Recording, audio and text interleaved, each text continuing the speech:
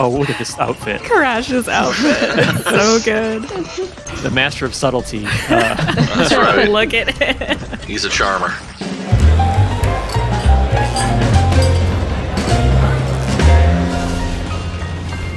Hey everybody, welcome to PlayStation Underground. Before we introduce our developer guest from Toys for Bob, we're super excited to showcase a brand new cinematic from Crash Bandicoot 4, It's About Time, featuring a certain character's very exciting return.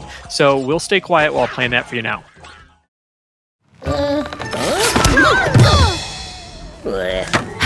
Thank you so much. Wait, Tana? But you're different. You're not from our universe. It's good to see you guys. It's been a long time for me. We lost touch in your universe too, huh? Yeah, you could say that. What did we, die or something? What? No, nope, no, definitely not. So how are things in your dimension? The usual. A bunch of evil scientists attempting interdimensional domination. Huh. So, what you collecting? Crystals? Gems? Masks. Ooh, fun. Well, good luck with that. Wait, you're not coming? Sorry, I fly solo. But I'll lend a hand where I can. In fact, I already have. Aww.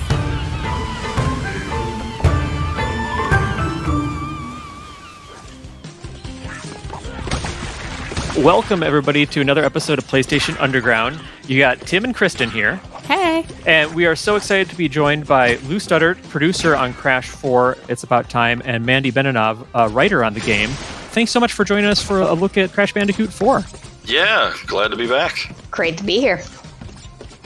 Well, Lou and Mandy, we're absolutely honored to have you both on to reveal Tana and Crash Bandicoot 4, first with that awesome cutscene, and now with a first look at her gameplay. So, where do we begin? Yeah, so today we're super excited to be on PlayStation Underground revealing kind of our last playable character. This is Tana. Yeah.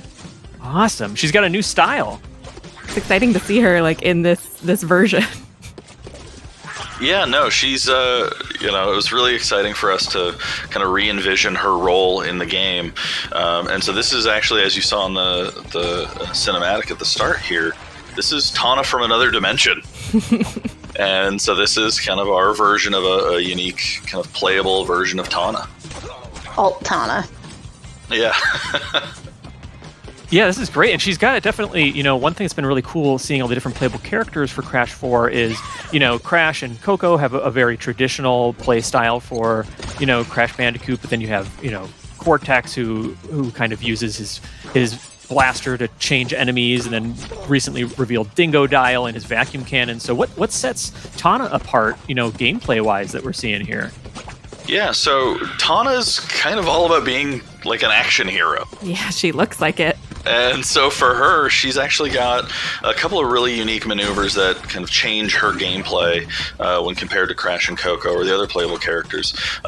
Primarily, she has what we call her hook shot. It's kind of a grappling hook that allows her to traverse the level really speedily. And then you can also see she's the only character that can wall jump. And so for her, it's all about kind of quick traversal and comboing these different maneuvers together.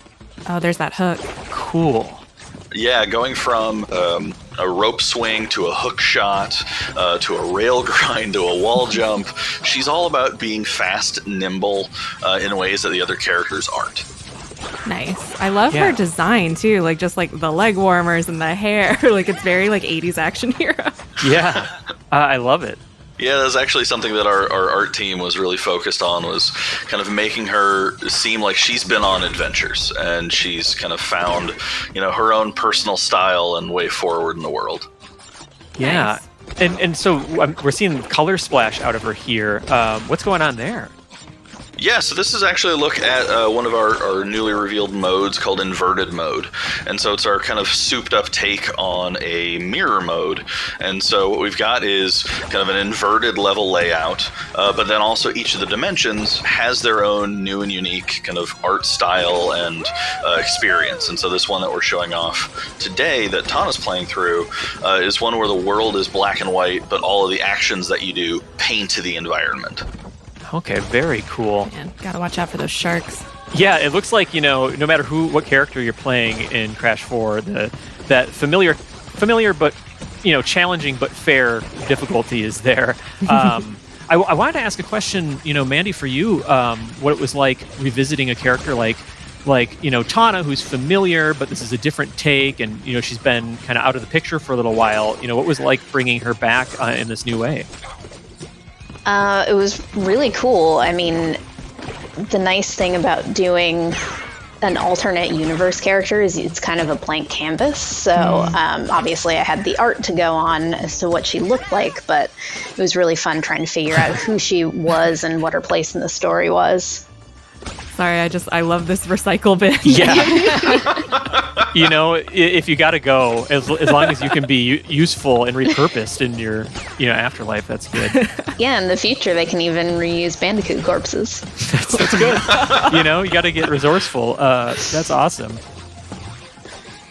One thing I'm curious about is with the different characters being playable, sort of how does it work for, you pick up the game and you start playing? Is it like a linear progression of stages and you'll play different characters for different stages, or can you go back to the same levels as a different character? Kind of how does it work for when folks are going to be playing it? Sure. So the main adventure is a linear series of stages. We've kind of taken our cue from Crash Bandicoot 1, and we've got what we call the dimensional map, which is kind of this overview of the levels, and that allows us to introduce new mechanics and new characters along the way.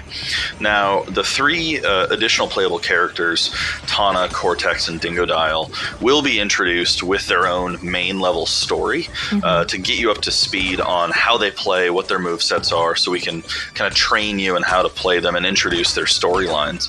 But from that point on, they actually are mostly in these optional levels that we call timelines. And so these timelines are these really fun levels where half of the level is playing as these unique characters in their own level section. And then you see how their story interacts with Crash and Coco. Interesting. So it's more like this is like the sideline of what's happening?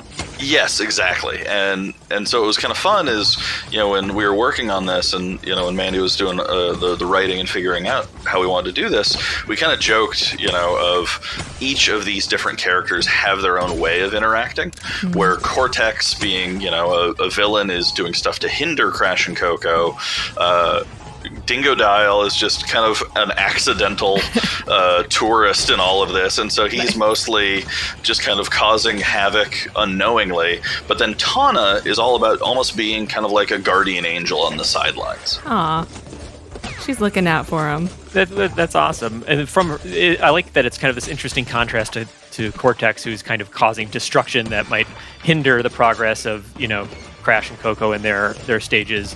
But, the one thing I'm curious about, too, is from a gameplay and sort of narrative perspective, like, Tana's, her abilities to, like, everything from her animations, whereas Crash might have sort of like a belly flop or something like that. She has this really, like, intentional ground pound. What does her new design sort of say about her as a character in Crash 4? Sure. I mean, Mandy, do you want to speak to that? Sure. I think the biggest thing is it speaks to her past in her universe, which you don't really see, but just the fact that she's an experienced, capable adventurer. This really isn't her first rodeo, and so I think that really shows through her animations and her moveset and all that stuff. Yeah. Man, this underwater level is just, I love how it, like, she's kind of slowed down and has to move a little bit more agilely, I guess. Yeah. Is that another inverted level? It is, yeah. Okay. Yeah, so this is actually the inverted version of this future dimension, and so it totally changes the way that the level feels. Really does, yeah.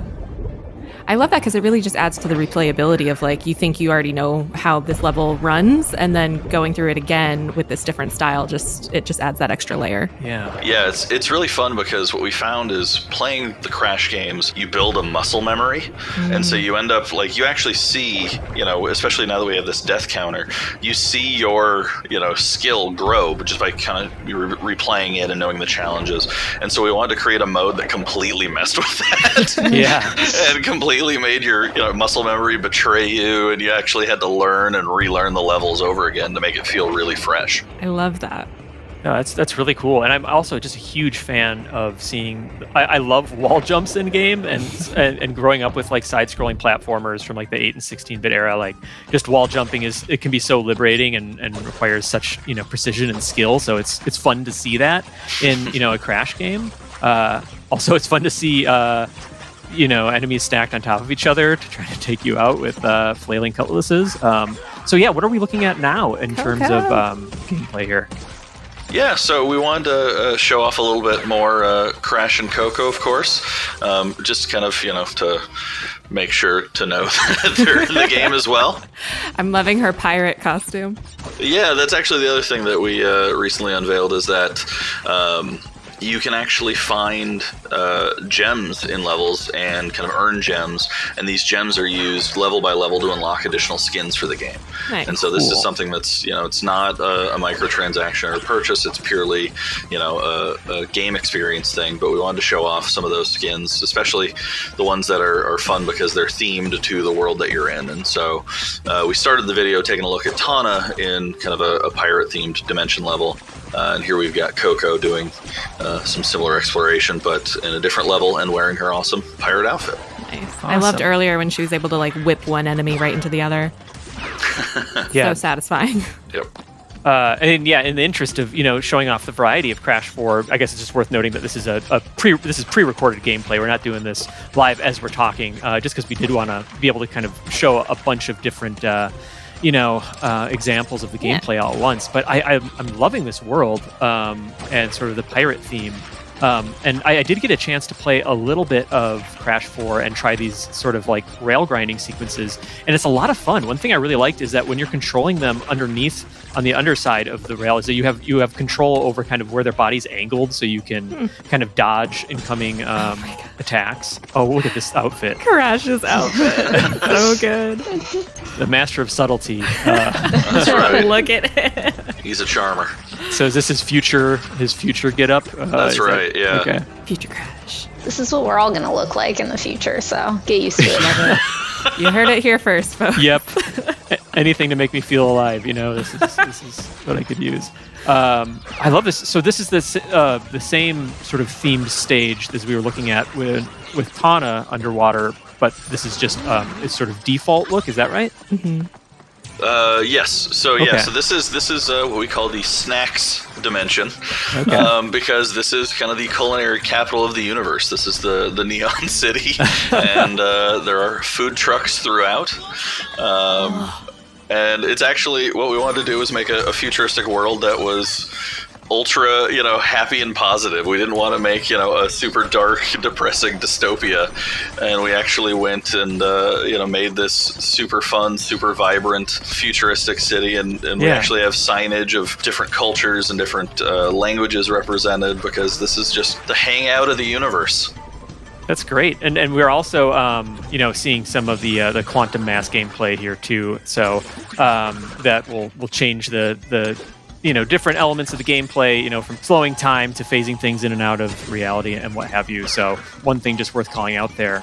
All right, so we're just about out of time. Lou, Mandy, thank you so much for joining us on PlayStation Underground. Pleasure to be here. Yeah, thanks for having us. Yep, and Crash Bandicoot 4, It's About Time, hits PS4 on October 2nd, 2020.